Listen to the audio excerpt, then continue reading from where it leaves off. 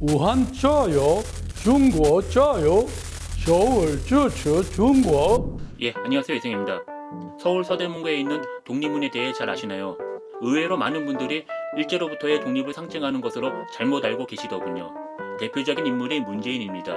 이 사진자로 보시면 3.1 전날 독립문 앞에서 만세 부르는 쇼를 했는데 비웃고 넘어갑시다. 그 이유로 살펴보겠습니다. 독립문은 1896년에 착공해 1898년 완공되었습니다. 대한제국이 1897년에 선포되었으니 조선 말에 사업을 시작한 것이죠. 독립문을 세운 사람은 모두가 잘 알고 있는 서재필 박사입니다. 조선은 자주적인 독립국이었으나 청나라의 간섭을 심하게 받았고 외교에 있어서는 마음대로 외교권을 행사하지도 못했죠. 청일전쟁 이후 서재필 박사는 청나라부터의 독립과 제국주의가 판치던 국제정세 속에서 조선이 외세로부터 지배받지 않는 독립을 희망하며 세우게 된 것입니다.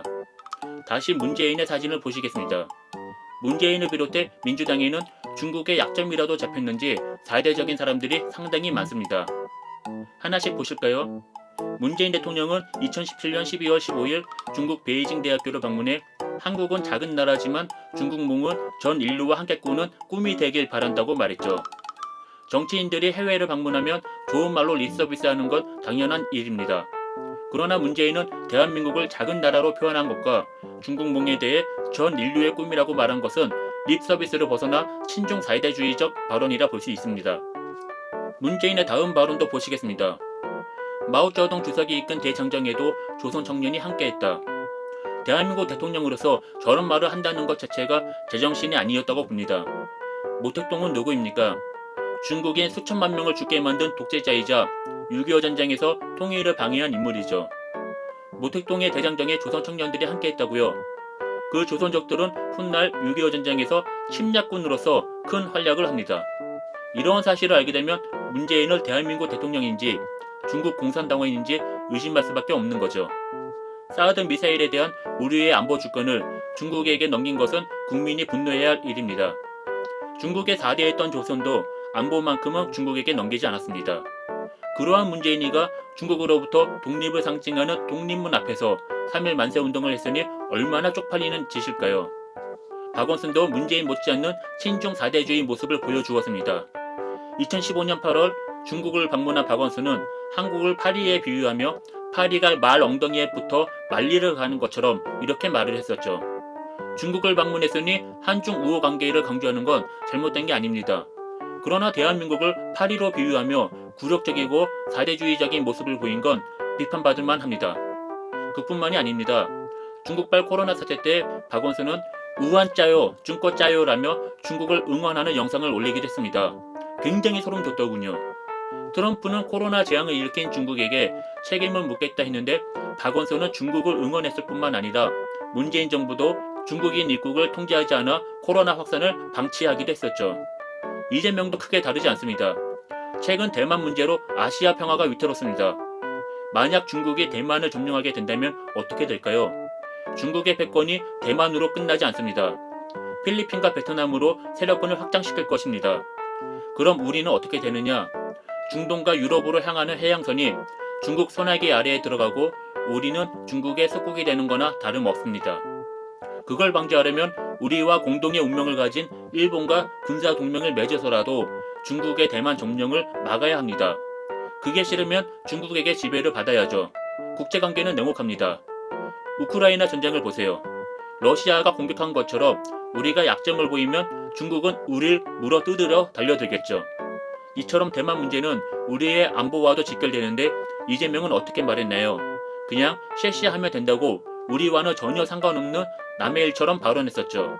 국제정세도 모르는 무식한 이재명 같은 정치인이 대한민국 지도자가 된다면 한국은 불행했던 역사를 되풀이할 것입니다. 중국의 굴욕적인 모습은 또 있습니다.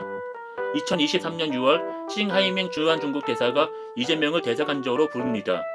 대한민국 야당 대표가 중국 내에서도 직급이 낮은 싱하이밍에게 예의 바른 모습을 보여준 것도 굴욕적인데 윤석열 정부의 대미 외교를 노골적으로 비난하며 중국의 패배에 베팅하다간 나중에 후회한다는 협박성 발언에 대해서 이재명은 찍소리도 못한 것이죠.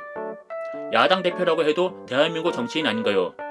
외교 관례를 벗어나 대한민국을 깔보며 명령하듯 건방 떠는 싱하이밍에게 찍소리도 못하는 저런 무능력한 사람이 정치로 해도 되는 건지 의심할 수밖에 없습니다. 오히려 윤석열 정부는 이에 대해 크게 반발하며 싱하이밍 대사를 초치하여 규탄했고, 윤석열 대통령은 조선의 내정 간섭하던 위안 스카이를 연상시킨다며 중국을 향해 경고함으로써 대한민국의 자존심을 지켰습니다. 친중 4대주의 세력인 민주당에 대한 얘기는 이쯤에서 정리하고 다음 주제인 3.1 만세운동에 대해 말씀드리겠습니다. 저는 일제시대에 대해 공부하면서 궁금했던 것 중에 하나가 3.1 만세운동이었습니다. 제가 질문해 보겠습니다. 한일합방 연도는 어떻게 되는지 아세요? 1910년입니다. 3.1 만세운동은 1919년이고요. 도대체 9년 동안 뭘 하다가 이제 와서 만세운동을 한 것일까요? 여러분들도 이것에 대해 궁금해하신 분 계신가요? 위키백과를 보면 고종의 장례식에 맞추어 동시다발적으로 일으킨 독립운동이라 설명하고 있습니다. 맞습니다. 고종은 1919년 1월 22일 사망해 40일 뒤인 3월 3일에 장례식을 치렀죠. 고종이 만국의 군주라 하더라도 500년 넘게 조선을 다스린 왕이었습니다. 임금이 죽었으니 조선 백성들 마음은 얼마나 울적했을까요? 그러한 때를 맞춰서 3.1 만세운동을 일으켰다고 봅니다. 이렇게 표현하면 좀 그런데 고종의 시체팔이었다고 볼 수 있습니다. 독립투사들이 만세운동을 하려면 1910년이나 11년도에 했어야 하는데 왜 고종의 장례식에 맞췄을까요? 이건 제 내피셜인데 조선 백성들 입장에서는 독립운동을 해야 할 필요성을 못 느낀 것이 아닐까 합니다. 조선 왕조에 비하면 조선 총독부 시절이 더 살기 좋았던 것이 아닐까요? 이러한 부분은 냉정하게 다뤄야 하는데 한국인에게는 반일 정서가 너무 강해서 진실을 얘기하면 친일파로 인민재판하는 게 어제 오늘 일도 아니죠. 일제시대는 지식인들의 시각도 있겠지만 평범한 백성들의 시각도 있는데 우린 조선 민중의 입장에서 일제시대를 조명하지 못한 것 같습니다. 어찌되었든 당시 지식인이었던 독립투사들은 3.1 만세운동을 통해 여러 임시정부를 설립하게 되었고 임시정부 헌법을 공표하며 자주 독립국임을 국제사회에 알리는 역할도 했습니다. 그 덕분에 우리 손으로 국민이 주권을 가지는 대한민국이란 근대 국가를 설립할 수 있는 배경이 된 것이죠. 그러한 이유 때문에 3.1 만세운동에 의미가 있다고 생각합니다.